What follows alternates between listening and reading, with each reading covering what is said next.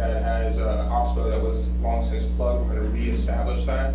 And in speaking with some of our local scientists, we're told that that's where all the native fish utilize as habitat. That the main stream of the river, the channelized section, is really where you get a lot more of the invasive, so that's going to serve multiple purposes. And then the third project that we received $1 million for is our Melville Road Phase 1. This is a 175-acre neighborhood that's, again, all on septic, no limited or no drainage facilities. We're going to construct a 14-acre pond that's going to reduce about 71% phosphorus and about 90% of the nitrogen that's coming into it. We're using a treatment train there. It's got grass swales roadside, a dry retention that then cascades into a wet detention. It's going to really be a neighborhood amenity. We plan to make that an area for passive recreation for all those residents to be able to utilize. So it's going to be a good thing on both sides.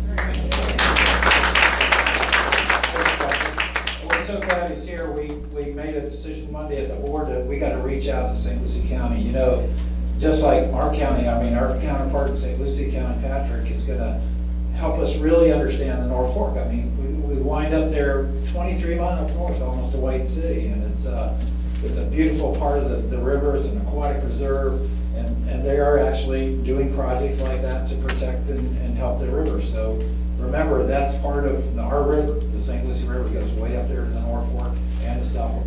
Yes? Thank you. Okay, great. We're working on that. So next we got up is State Audubon Society, Audubon update for Paul, or anything to update on the lake, or what's going on? Okay, so the lake is 13.5 feet today, which is a little bit lower than average, but that's fine for the lake. The latest projection I saw was there's a 25% chance of a water shortage getting into that band, but that means there's a 75% chance we won't. So we've recommended that they keep supplying water to the Caloosahatchee because they need a trickle of water to keep their salinities right, and so the Corps has been doing that, so that's very good. Alex's presentation is very timely because this LOSA that we're talking about, for anybody who's been through that process, they look at different ways to manage the lake, and they let water out at this level, or they don't let it out, and then they do these runs, and they say, if we manage it this way, this is how many harmful estuary releases you get, this is how big they are, how prolonged they are, this is how much time the lake stays in the right range, or how much time is too deep or too shallow. They also report water supply cutbacks. And they say, you know, here's how often you're gonna have a water supply cutback, here's how severe it's gonna be, here's how many acre feet you're gonna miss out on. And the number I've never been able to get straight is what exact number are they using? Are they using the total demand? Because I don't think that's what they're using. Or are they using some use statistic? And that's what we need to find out, because if they have the water supply number really big, actually bigger than this reality, then they're gonna be predicting water shortages that actually aren't gonna occur in reality. So that's what we're trying to figure out, is where do they get that number? Is it defensible? And if it's inflated, we need to get a real number to report, you know, real results. So that's just one of the many things we gotta do on LOSA, but that's another interesting topic. Thank you, Paul. We got the state legislation and budget issues. George is out of town, but basically the session will start on January 14th. Between now and then, they've had the local delegation meetings in October. They're trying to also start, they're doing committee meetings up there in Tallahassee. If anybody has updates at any time on legislation that's being proposed in the committee, goes to the House or the Senate, we need to keep track of that, or want to keep track of that. Mark? Can John Haddix tell us about Brian Mast's letter to the Army Corps of Engineers that went out John, would today? you like a legislative update from the Congress? I am not up to date on that right now. Okay. Okay. So that just came out. I just got back in town. Oh, sorry. So, John, thank you, and any other representatives for attending our meetings this evening. So, On the LOSA? on the state legislature, so the governor last week made an announcement interpreting some of the work by the task force, the Blue Green Algae Task Force. It was kind of a press conference to announce another press conference, because there was like no substance to it. I mean, there was a couple bullets, but that's it. We don't know what it's gonna come out as. We think it can be stronger, just based on the limited things we've seen. What we're gonna have to do as a community is really push to make sure that this legislature, who systematically breaks down our laws, doesn't also break down this. So we know it's not as good as it should be, but we also know the legislature is going to try to weaken it, and it's Republicans and Democrats. So that's one thing we're going to have to do come session. Okay, great. Jackie, would you give us updates on the Water Management District? And I think the next governing board is coming up, came up in October 10th, but the next one's coming up on the 14th of November, so we all go to those. Great, thank you. Yep. This morning, I was at Florida Oceanographic and they had their groundbreaking. Let's give Mark a round of applause. Very, very exciting. And at one point when he was talking, he got a little choked up. And then I'm like, oh no, I'm feeling all choked up. And you guys make me feel choked up too. Even though it's rough sometimes, the information, it's incredible that we're all here together trying to learn, me included. The big thing with the district since the last meeting was the leases. They were voluntarily terminated by the Faneuil family. And that's great, you know, like, I'm like, boy, that sounds, and then I'm like, don't ask any questions. That's just great, you know, that's great, and that is great. And it's complicated. Part of the lands were South Florida Water Management District lands, and then if you looked at a map, there were like these little squares in there, and the squares were owned by DEP, which means the state, even though they're all state, it's different. And just yesterday, I think, the cabinet let those leases go. You know, it had to go through the cabinet. So we're in a really good place as far as once NEPA goes through, which means the Army Corps does all the checks that they have to for the environment, mostly, which is good.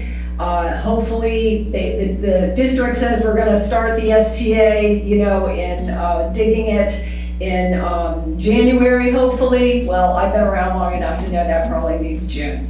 But I'll still be hoping for January too, and it's exciting. And I wrote a blog. I don't usually bring up my blog, but I'm gonna bring it up in case you wanna check it out, because I went on a field trip with the South Florida Water Management District to see stormwater treatment 3-4. Stormwater treatment 3-4 is this gigantic wetland, 16,000 acres. And they wanted me to see how they're having problems with keeping some of the cattails. And, you know, part of that is, oh gosh, you know, is sending so much water south. Gary Goforth talks about this causing the problems with the SDAs, and I'm like, you know, I'm trying to show compassion, but I'm also like, how do we send more water south? Do we need more STAs?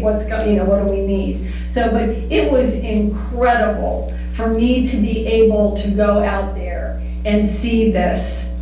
It would be like right where the green is. STA 3-4? Yes, yes. Right here, STA 2, STA 3-4, Thank STA you. 5-6. So, you know, I've had my husband fly me over this stuff for almost 10 years, and that's been fantastic. But to be on the ground and have district staff drive me on these levees and roads and be on this land, I mean, I was choked up there too. And I mean, I just wanted to grab it and touch it, because we are gonna build that reservoir, and it may be imperfect like everything else in life, but you have to have a goal, and you have to keep working towards that goal. And the goal for that reservoir is to start moving more water south. And we will work together to get to that place without hurting the Mississippi's, Indians, or anybody else to make sure that we get there. But birds were flying around. I mean, there were hundreds of birds flying around, and I'm thinking to myself, how can there be this much bird life when this place is a dump? You know what I'm saying? Like, I'm sorry, but like sugarcane fields and like STAs and levees, but there were birds all over the place. And the birds do like the stormwater treatment areas a lot, but they don't like them to roost there because they don't want their guano to get in there. I'm like, oh my God, so now the birds can't poop. You know, it's just crazy. So, we also have to know, and this will be the last thing I say, that the South Florida Water Management District does not just focus on the northern estuaries. And we did something which was great, which we built a relationship monetarily and project-wise through Charlie, who's one of our board members, Martinez. And we moved forward with the Biscayne Bay Coastal Wetland Project. And you know, everybody has problems. And it's very interesting, they come in and they go, we feel like we're the lost estuary. You guys never talk about us. You know what I mean? You talk about this, you talk about Florida Bay, you never talk about Biscayne Bay. Okay. So, you know, it was great that a local person on the board could lead that way, and I hope I can do that for you here. So remember, we are changing the culture. We are in a messed up culture that started in 1947 with the Central and South Florida Plan. So we are changing the culture, and don't get discouraged, get mad.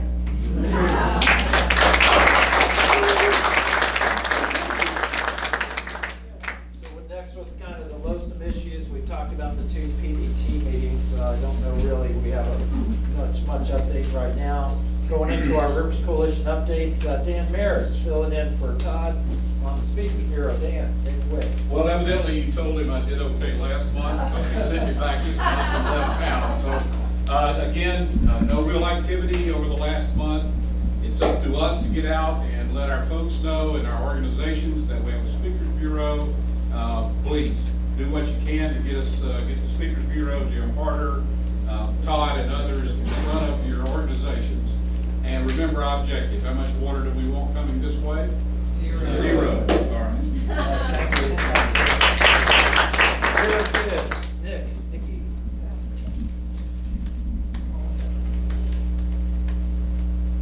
Hi there, Nick Nader, River Kids. A couple things. One of the things is that Barbara Osborne went to the Dirty River Jam, which was a couple weeks ago, and she raised $350 for Friends of the Everglades. That's great. By face painting, for wonderful face painting. So, round of applause for Barbara. Also, we are still working on our River Kids workbooks.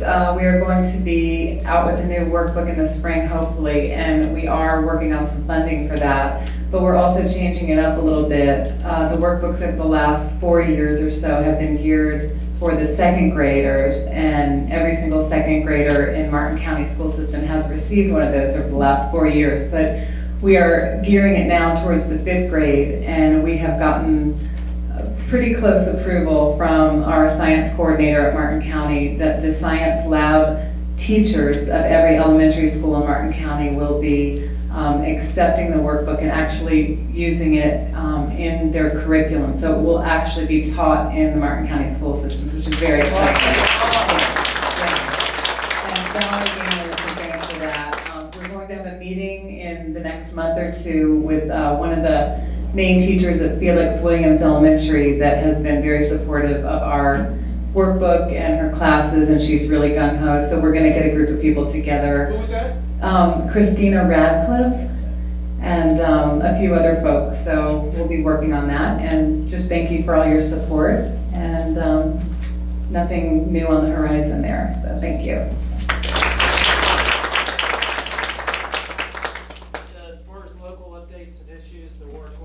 Reports are looking pretty good over these last couple of weeks, starting to get a good trend. As you know, we've had king tides and some pretty severe winds that have stirred up a lot of the silt and sediment. And in previous weeks, we've had some pretty poor water quality conditions, but it's starting to improve. It's starting to look better thanks to the 40 water testers we have out there at 10 different sites. We appreciate their weekly water testing and water quality monitoring. We will have, go to our website, we got oyster deployments coming up. We have a lot of surplus shell, and we're going to start doing deployments. We're also doing some fixing with our seagrass restoration. Our nursery's doing real good, so we're going to look to our website and we'll announce when we get some deployments going on with that. Marty Baum, you're up, Indian River Keeper. Hey, you. Felix Williams, I've worked with INH for work you, and I have taken Captain Hannibal Dillingham Pierce for 11 years in a row to the 4th grade class there. It's an awesome school. I had a bond moment today. I loaded some pictures on the thumb drive and left them laying on the couch. I had to pick my granddaughter up from school, get her home, do her homework, get her fed, and get her to Robin. So, when I say I am a new grandfather, meet Haven Aurora Pittman, I can't show you her picture. born Monday evening, healthy and hale, to Levi Pittman, Robin's oldest son, and his lovely bride, Angela. This was a very difficult pregnancy, and I can't tell you how thrilled we all are that this is a healthy baby.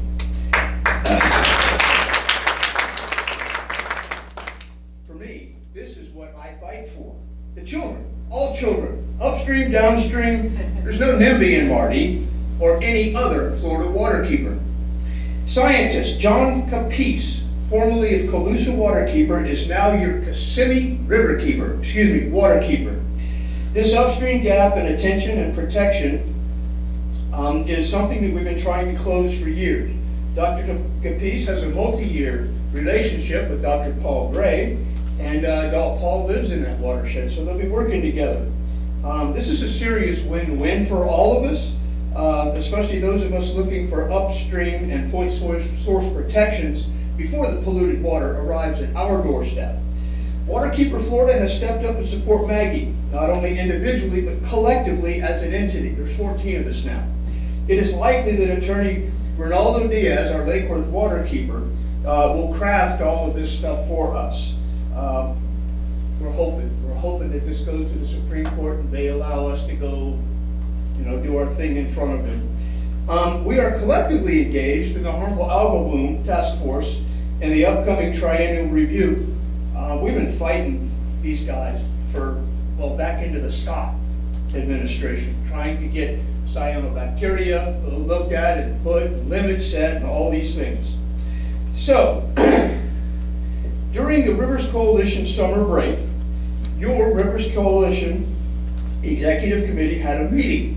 One result was Charles Grande called and asked to speak to me on behalf of them.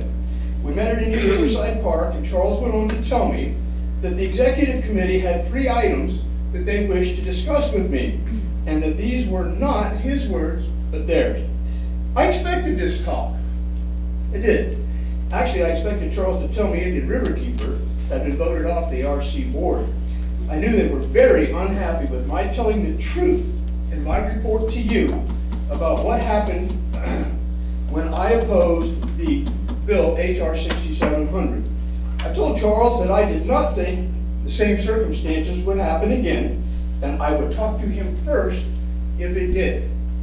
Charles, I apologize for my language and my reaction to you when you told me some of this stuff.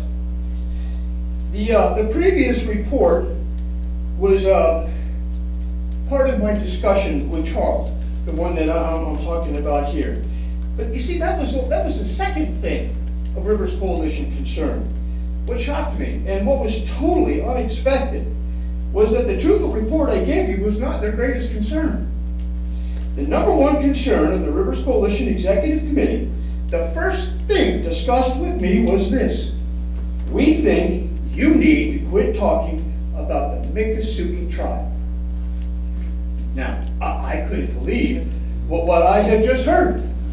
I mean, dwell on that for a second.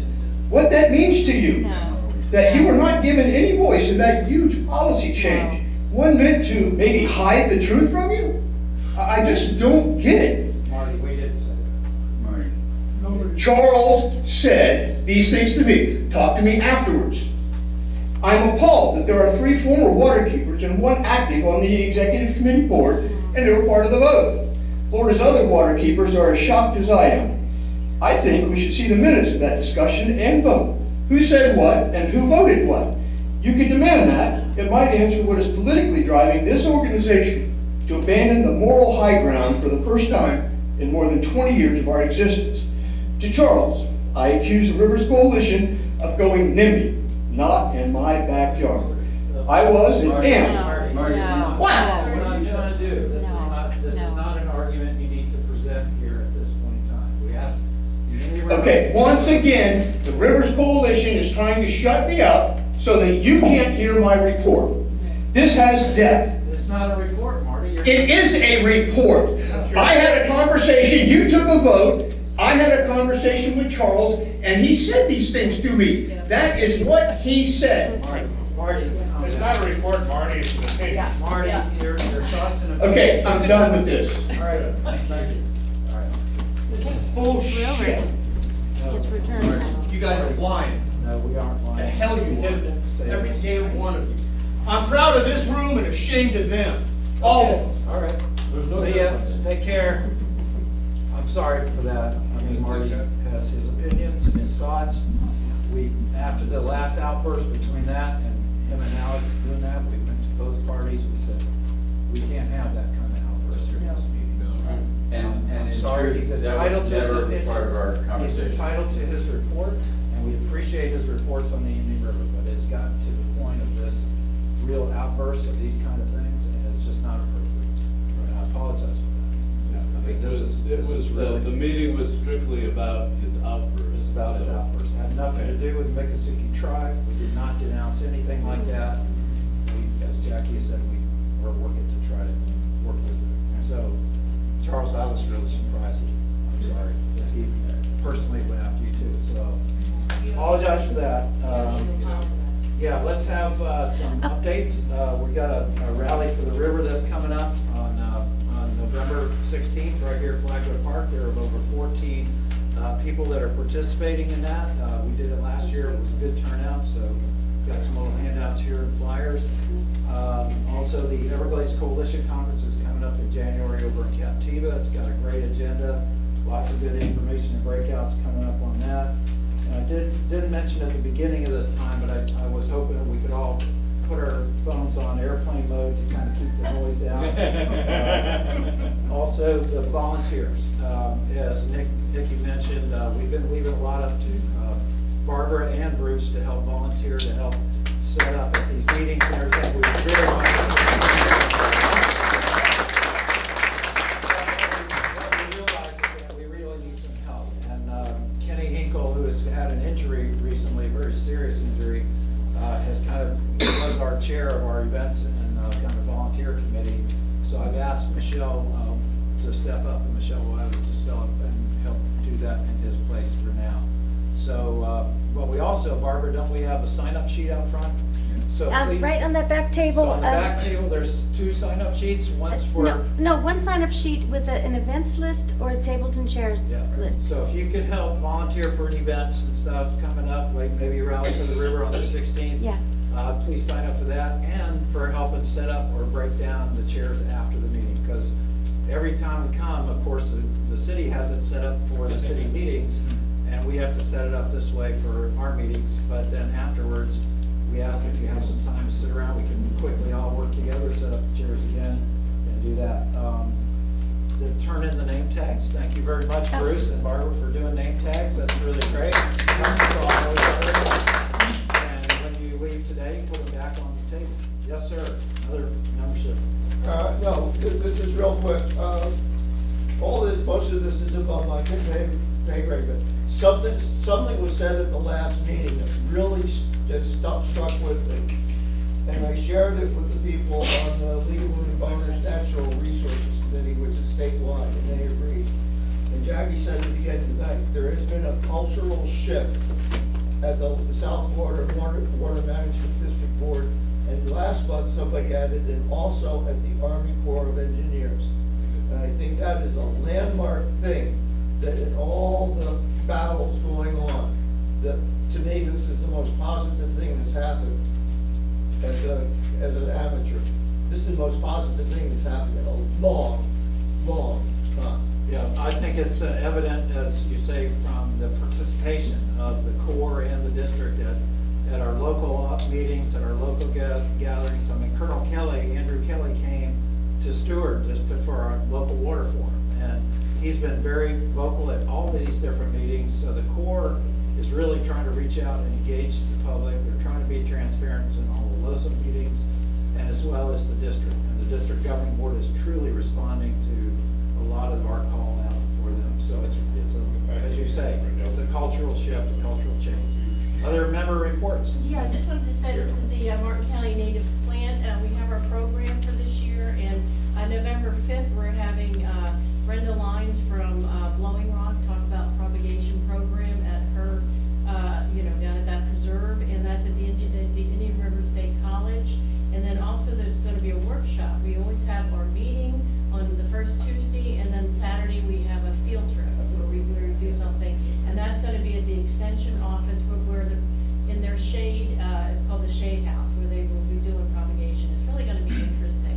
And if you want our 2019-2020 program schedule, it's over here. We have some over here. And we also have a newsletter that comes out, and if you'd like to sign up for it, you can over here. Thank you. Thanks for those reports. Alex, and then.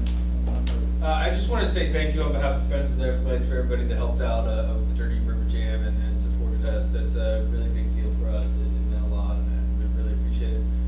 I also want to say on today, the news story about the cancellation of the leases by the district, it cost us as taxpayers a little over $2 million. I have to say that is the most decidedly corrupt thing I've seen probably since I've been working on this, because the lawyer who drafted that just 10, 12 months ago, and then the boards who approved it, went in there knowing they were going to cancel these leases and still wrote them in a way that allowed us to have to pay them millions of dollars to get our own land back. I don't know how you could have more just honest to goodness corruption than that. And I think it's absolutely appalling. Good. Other announcement? Yep. On a positive note at the Sealing Center, you know, we have clean regattas. We're nationally certified for that. Great. And so a small step for us, to go further, we're already certified, but we keep doing more, is we have compost bins, because as you know, the county doesn't pick up compost. So we have these very cool compost, because we can't have it out there with animals and everything. So it's actually a cone, and it gets hot, and you put the food in there, and you can put bones and meat and all things you can't put in your own compost. And then the heat of the sun turns it into carbon dioxide and water, and it goes into the sand. So I'm meeting with the committee on Friday, and our big push this year with our regattas is to have people understand what goes in what bin. So if you're interested, let me know. I'm happy to share with you. Any other updates and stuff? Yes, sir. Just a short one. Many of you may know George, or have known George Sharrow. He was instrumental in the starting of the rowing club here near the Palm City Bridge. Really important, really wonderful man.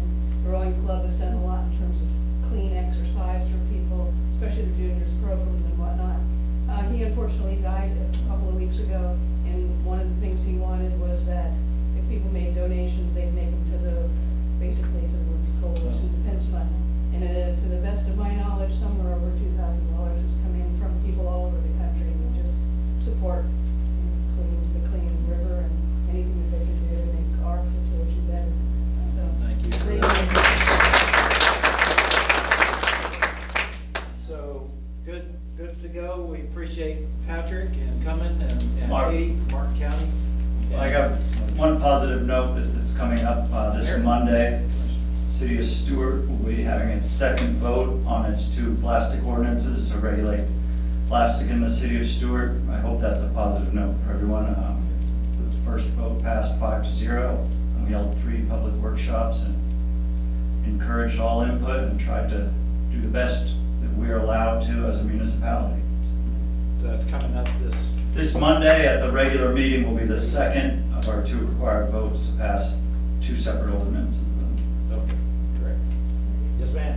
Well, I just want to say that I appreciate all the issues on the straws, but what bothers me is that the billions and billions of plastic water bottles. It seems to me they're much more of a threat, because how much more plastic is there in a water bottle? And I would like to see some effort to diminish them one way or another. Well, we can all do what we State legislator. I pick up a container full every week. Yep. Water. All right, thank you all for coming. Meeting's adjourned.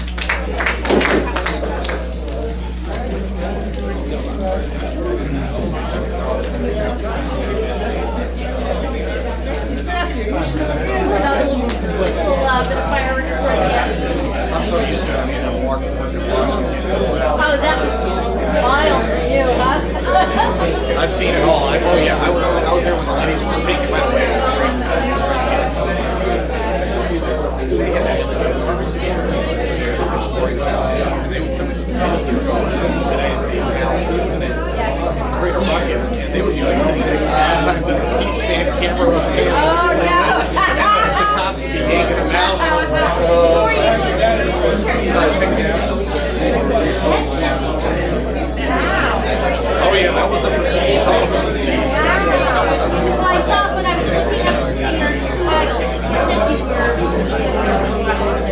the same. He was on the house. I had to go.